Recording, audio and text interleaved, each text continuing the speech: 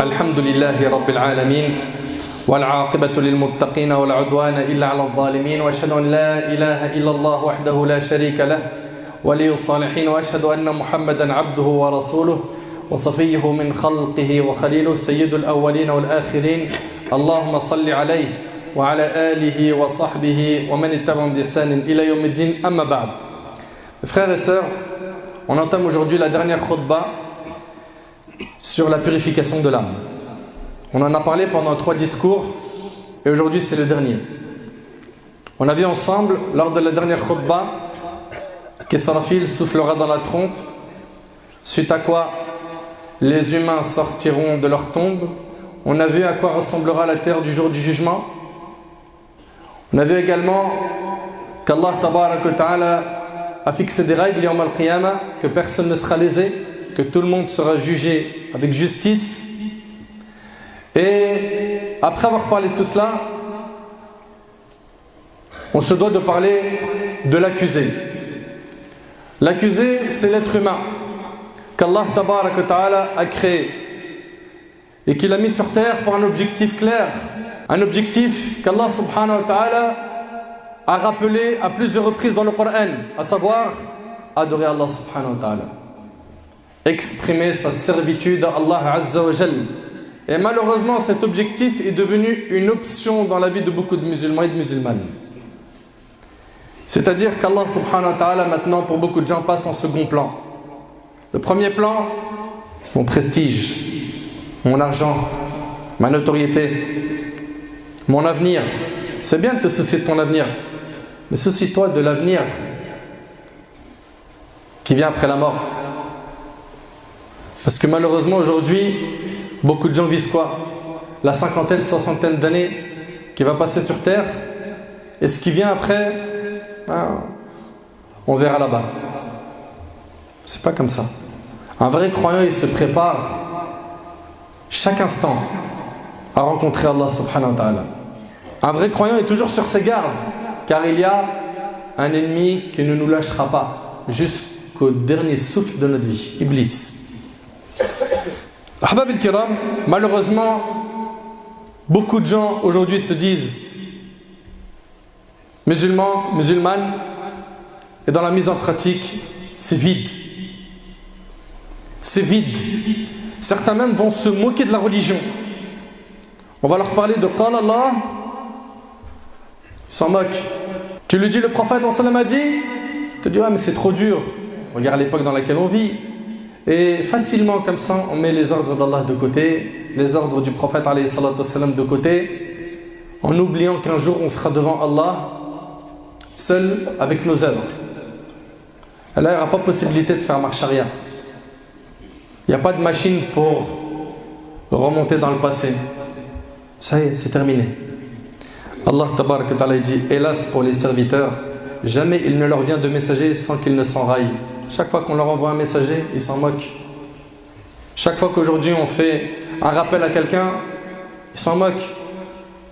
Il ne veut même pas t'écouter. Ou bien par diplomatie, il va faire comme s'il t'écoutait attentivement, mais son esprit il est ailleurs.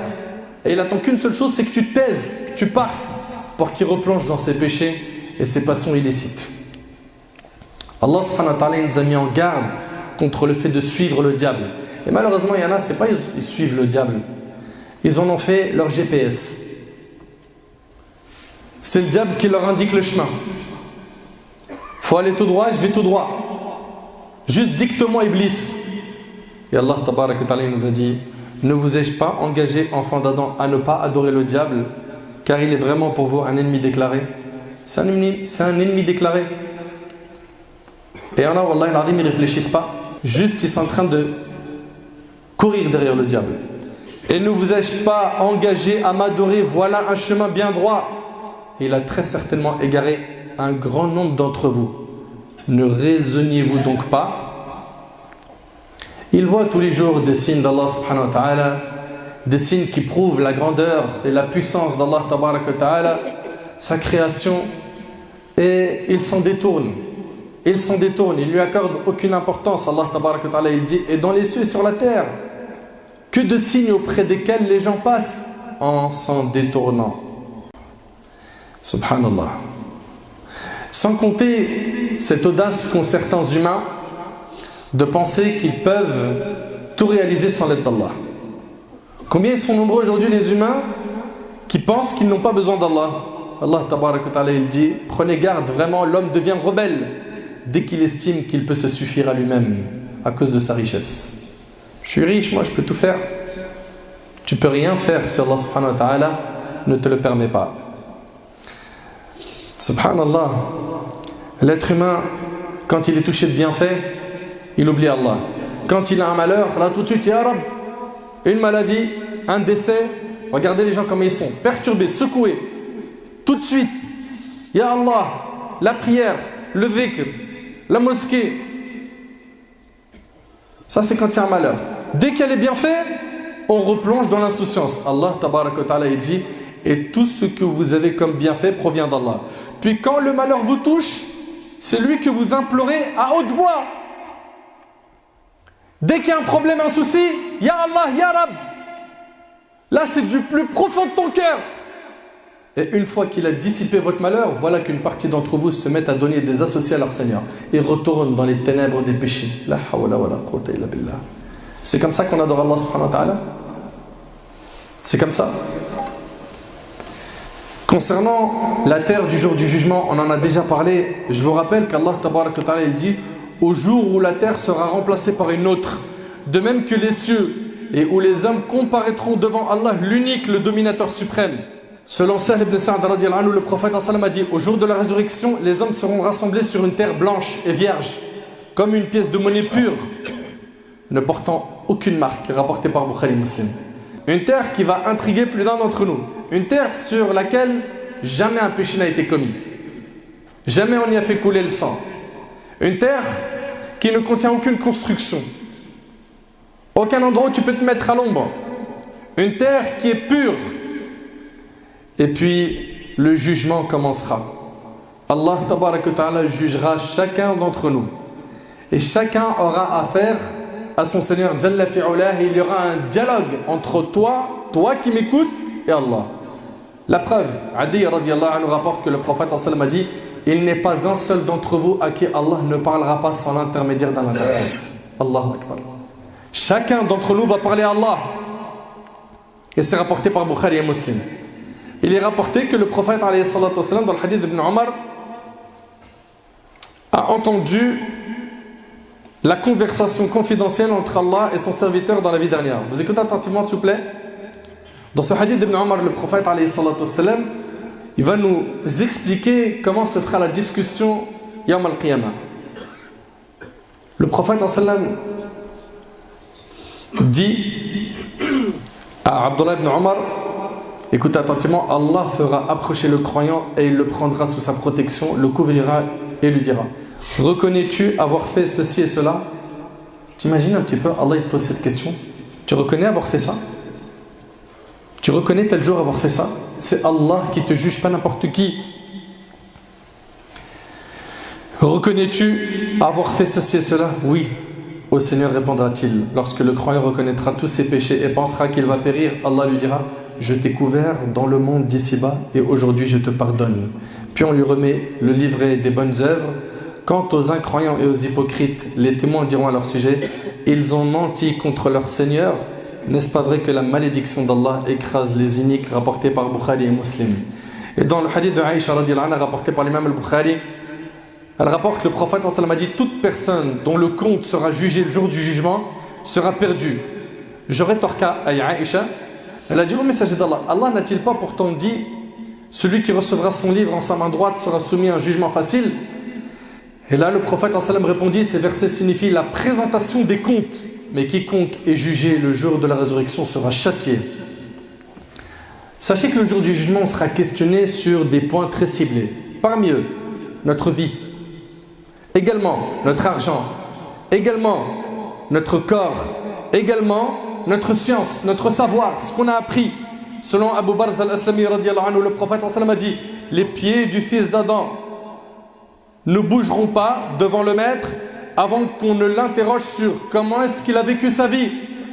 Imagine-toi, tu seras questionné sur comment est-ce que tu as vécu ta vie. 2. Sa science, qu'en a-t-il fait? 3. Comment il a acquis ses biens? Ton argent, tu l'as gagné comment? Dans le halal ou dans le haram? Comment il a acquis ses biens et comment il les a dépensés? 2 questions sur l'argent. Ça ne suffit pas de gagner ton argent dans le halal. Tu dois le dépenser aussi dans le halal. Et sur son corps, dans quoi l'a-t-il usé? Et sur son corps, dans quoi l'a-t-il usé, rapporté par Tirmidhi? Alors ceux qui dépensent leur argent dans le haram, ceux qui ont fatigué leur corps par le haram, craignez Allah. Et je m'adresse ici à tous ceux qui se détruisent à petit feu avec la cigarette, les chichas, l'alcool, etc. Vous allez être questionné sur comment est-ce que vous avez utilisé votre corps. Qu'est-ce que vous allez dire à Allah? Je me suis détruit à Allah parce qu'il y avait des délires entre potes. Qu'est-ce que vous allez répondre à Allah Yawm al-Qiyamah? Je ne pouvais pas louper cette soirée. On était trop bien entourés. Il y a donc une question sur ton corps, sur ta vie, comment tu l'as passé, ton argent, comment tu l'as gagné, dans quoi tu l'as dépensé, ta science, combien de discours tu as entendu jusqu'à maintenant. Nous, notre problème aujourd'hui, c'est que on entend énormément, mais on ne met pas beaucoup en pratique. Et tu dis à la personne, tu as coupé ton lien avec ta mère. Regarde, Allah, il dit quoi? Il dit ouais, mais, toujours du mais qui vient du diable. On a énormément de mal à mettre en pratique notre religion. Et aujourd'hui, je vais vous dire la vérité. Moi, personnellement, j'ai l'impression, quand nous adressons à la communauté musulmane dans nos discours, que certains, j'ai pas dit tout le monde, certains, on a l'impression qu'on est en train de les supplier, alors qu'ils sont musulmans, d'être musulmans. On a l'impression aujourd'hui qu'on est en train de supplier les musulmans d'être musulmans. Mettez en pratique votre dîne, avec fierté. Il n'y a que ça qui va vous sauver le jour du jugement, rien d'autre. La personne sera questionnée également sur les bienfaits et la reconnaissance qu'elle a eu ou non par rapport aux bienfaits qu'Allah lui a accordés. Allah tabarak wa ta'ala dit, puis assurément vous serez interrogé ce jour-là sur les délices. Écoutez attentivement, Abu Huraira radiyallahu anhu a rapporté que le prophète sallallahu alayhi wa sallam a dit, la première chose qui sera jugée du serviteur le jour du jugement, parmi les bienfaits sont, écoutez, ne t'avons-nous pas accordé la santé et t'avons abreuvé d'eau fraîche, rapporté par Tirmidhi? T'imagines, Yawm al-Qiyamah, on te rappellera l'eau fraîche que tu as bu? Cette ni'ma, est-ce que tu as été reconnaissant envers ce bienfait? Non. Pourquoi? Parce qu'on a la maladie de toujours rechercher ce qu'on n'a pas et de rarement remercier pour ce qu'on a déjà. Une maladie qui ronge nos cœurs malheureusement. Toujours à regarder ceux qui sont au-dessus de nous dans la vie d'ici-bas. Alors que ce n'est pas ça l'enseignement de notre religion. Dans notre religion, pour la vie d'ici-bas, tu regardes ceux qui sont en dessous de toi. Par contre, ceux qui ont plus de savoir que toi, ils ont plus appris que toi dans la religion, ils pratiquent plus que toi, oui. Au niveau de la religion, tu regardes au-dessus. Au niveau de la dunya, ce bas monde, tu regardes en dessous. On a tout changé. Tu seras questionné sur tes membres. Allah tabarak wa ta'ala dit, et ne poursuis pas ce dont tu n'as aucune connaissance. L'ouïe, la vue et le cœur, sur tout cela en vérité, on sera interrogé. L'être humain sera questionné également sur sa prière et sur sa zakat. La prière, on en est où nous avec nos prières? T'as vu mon frère, on travaille. On travaille et puis comme on travaille, on rattrape tout le soir. Tu vois aucune problématique à cela? Tu vois aucun problème? Pour toi c'est normal le soir de faire Dhuhr, Asr, Maghrib, Isha? C'est normal? Oui? D'accord. Puisque c'est normal, tant qu'à faire, puisque tu es dans la bêtise, finis-la jusqu'au bout. Pourquoi tu les fais toutes le soir? Fais-les toutes le matin. Après Subh, fais Dhuhr, Asr, Maghrib, Isha, au moins tu auras la pêche. Mais non, qu'est-ce que tu racontes? C'est impossible, c'est n'importe quoi. Et ça, c'est pas n'importe quoi, de les faire tout le soir. Les faire sortir de leur temps, c'est un grand péché. Il y a un fleuve en enfer dédié aux gens qui font sortir la salade de leur temps. Et là, je vois tout de suite ceux qui se sentent concernés, qui disent « Attends, mais quand même, il y a des conditions, quand même, on n'est pas au bled, c'est pas pareil, il y a un contexte. » Qui ne comprend rien, cet imam ou quoi? Non, je vais te dire juste une seule chose et retiens-la bien, Allah il est fik. Ce point-là, j'aimerais que tu ressortes de la mosquée avec.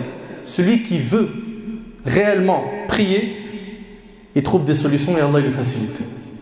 Et celui qui ne veut pas, il cherche des excuses. Tu fais partie de quelle catégorie? Tu as déjà cherché? Tu as déjà essayé? Wallahi, combien de frères et de sœurs ont essayé et Allah il leur a ouvert pas une porte mais plusieurs. Mais non, nous on a déjà cadenassé notre cerveau à l'avance en se disant c'est pas possible, impossible que je prie. Celui qui craint Allah, Allah il lui facilite une issue favorable. Mais on ne fait même pas l'effort.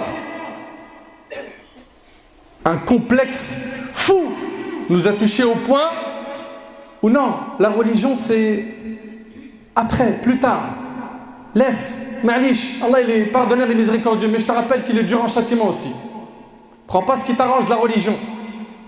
Certes, il y a des facilités dans notre religion, mais c'est pas à toi de les fixer. La religion les a déjà fixées. Mais chacun il veut une religion sur mesure. Zakat, combien de musulmans savent la calculer? On va même pas parler de zakat el-mal, la zakat de l'argent que tu possèdes, que tu épargnes. Les commerçants. Combien de types de commerçants?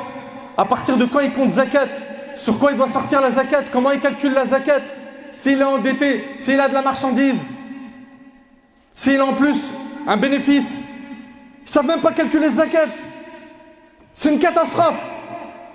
Écoute attentivement, Abu Hurayra radiyallahu anhu rapporte que le prophète sallallahu alayhi wa sallam a dit la première chose sur laquelle sera jugé le serviteur le jour du jugement sera sa prière.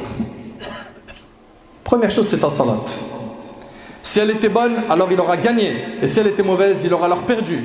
Et lorsque dans ses prières obligatoires il y aura un manque, Allah subhanahu wa ta'ala dira à ses anges: regardez si mon serviteur a des prières surrogatoires afin de combler le manque de ses prières obligatoires. Et il en sera de même pour toutes les obligations, comme le jeûne, la zakat, le hajj, et c'est rapporté par Abu Daoud. Et ma'alish, zakat, pourquoi t'es dur? Moi à la fin de Ramadan, je donne 5 €. C'est bon, non? Il ne sait même pas faire la différence entre zakat al-fitr et zakat al-mal. Une musiba, une catastrophe. On parle de piliers de l'islam. Un enfant, normalement, il sait comment calculer ça. Et ce sont des centaines de musulmans, voire des milliers, qui ne la payent pas, qui ne savent même pas comment la calculer. Jusqu'à quand ce jahl? Également, parmi les questions le jour du jugement, il y a les meurtres. Le sang qui coule. Selon Ibn Mas'ud radiyallahu anhu, le prophète alayhi salatu wa sallam a dit: le premier cas qui sera jugé entre les humains le jour de la résurrection sera celui des sangs, les crimes rapportés par Bukhari et Muslim. Aujourd'hui, c'est devenu monnaie courante d'entendre un tel est mort. Des bavures partout dans les quartiers, des disputes futiles qui aboutissent à ce que certaines quittent ce monde. Sans aucune gêne aujourd'hui, les jeunes et moins jeunes portent des armes, tuent, tirent.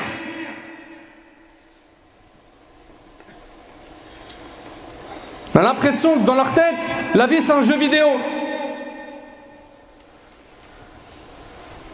Wallahi al-azim, c'est grave. Et on en connaît des gens comme ça dans nos quartiers. Et le fait de se taire face à ce tort qui est causé, c'est ultra grave. Car normalement on ne doit pas se taire. On doit aller voir ces jeunes et moins jeunes, leur parler, les raisonner, leur dire craignez Allah, c'est super grave. Et souvent c'est des disputes qui commencent par quoi?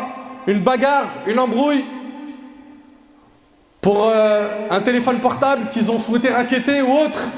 Et après comment ça se termine? Il y en a un qui est blessé jusqu'à même être hospitalisé, et dès qu'il sort il dit vengeance. Et ce qu'ils n'ont pas compris, ils ne veulent pas le comprendre, ils ne veulent pas l'entendre, c'est qu'une vengeance en amène une autre. Ça ne finira jamais. Et c'est un message à tous mes frères de cité. Comprenez-le, Allah yabarik fikum. Demain tu te venges avec une arme ou sans arme, et tu vas aller jusqu'à peut-être tuer quelqu'un. Hormis le grand péché que tu as encaissé, sache qu'eux ils ne vont pas se taire. La prochaine personne, c'est une personne de ta famille.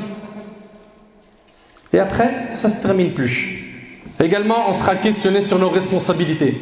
Allah tabaraka wa ta'ala a dit: et arrêtez-les car ils doivent être interrogés. Et dans le hadith d'Ibn Omar, le prophète alayhi salatu wa sallam a dit, le hadith est rapporté par Bukhari Muslim: Chacun d'entre vous est un berger et chaque berger est responsable de son troupeau. Tu es responsable de ta famille, mon frère. Tu es responsable de tes enfants. Nos enfants, on n'a plus de contrôle sur eux. On ne sait plus ce qu'ils écoutent, qui ils fréquentent, ils restent avec qui, ils sont où. On ne connaît rien d'eux. Juste à la fin du trimestre, on a un bulletin noir, sombre, ténébreux. Et on s'étonne. Pourquoi tu t'étonnes? C'est le fruit de ton travail. Tu n'as rien planté dans tes enfants. À quel moment tu leur as parlé d'Allah? À quel moment tu as planté la graine de piété dans leur cœur? Ce que tu leur as enseigné, je veux un grand diplôme, mon fils. Ma fille, il faut que tu réussisses tes études. C'est très bien. Et après, c'est tout? La vie, elle s'arrête là? Également, on sera questionné sur nos paroles. Le prophète sallam a dit, l'homme dit sûrement une parole digne de la satisfaction d'Allah, sans lui prêter la moindre attention. Et voilà qu'Allah l'élève à cause d'elle de plusieurs degrés. Et l'homme dit sûrement une parole provoquant la colère d'Allah, sans lui prêter la moindre attention. Et voilà qu'elle le fait plonger dans l'enfer, rapporté par l'imam Al-Bukhari. Également, on sera questionné sur les injustices commises. Al-Dhulm. Aujourd'hui, l'injustice s'est répandue partout. Partout. Abdullah ibn Unais radiallahu anhu rapporte qu'il a entendu le prophète sallam dire Allah ressuscitera les gens le jour dernier nus, non circoncis. Et il a dit Bohma. Les compagnons radiallahu anhum demandèrent alors que veut dire Bohma. Il leur dit ils ne détiennent rien avec eux. Puis Allah parlera. Il dira d'une intonation que pourra entendre celui qui est éloigné comme celui qui est rapproché. Je suis le roi. Je suis le juge souverain. Il n'incombe pas à un habitant de l'enfer qu'il y rentre alors qu'il doit prendre son droit de quelqu'un du paradis sans que je ne le lui donne. Et il n'incombe pas à un habitant du paradis qu'il y entre alors qu'un habitant de l'enfer attend son droit sans que je ne le lui donne, même si ce n'est une gifle. Ils répondirent alors, comment au messager d'Allah, alors que nous serons nus, non circoncis et sans aucun bien? Il leur a dit, alayhi salatu wassalam, les bonnes et mauvaises actions, rapporté par Ahmed. Tu vas rembourser le jour du jugement. Toutes les injustices que tu as faites sur terre, tu les rembourseras. Comment? Avec les bonnes et mauvaises actions. Ahbab al-Kiram, celui et celle qui veut le salut le jour du jugement, qu'il se rappelle du dernier verset qu'Allah subhanahu wa ta'ala a révélé. Et craignez le jour où vous serez ramenés vers Allah, alors chaque âme sera pleinement rétribuée de ce qu'elle aura acquis et ils ne seront point lésés. Regardez le dernier verset. Et craignez le jour où vous serez ramenés vers Allah, alors chaque âme sera pleinement rétribuée de ce qu'elle aura acquis et ils ne seront point lésés. Mes frères ainsi que vous, mes sœurs, on n'a qu'un seul passage sur terre. Ahbab al-Kiram, on n'a qu'un seul passage sur terre.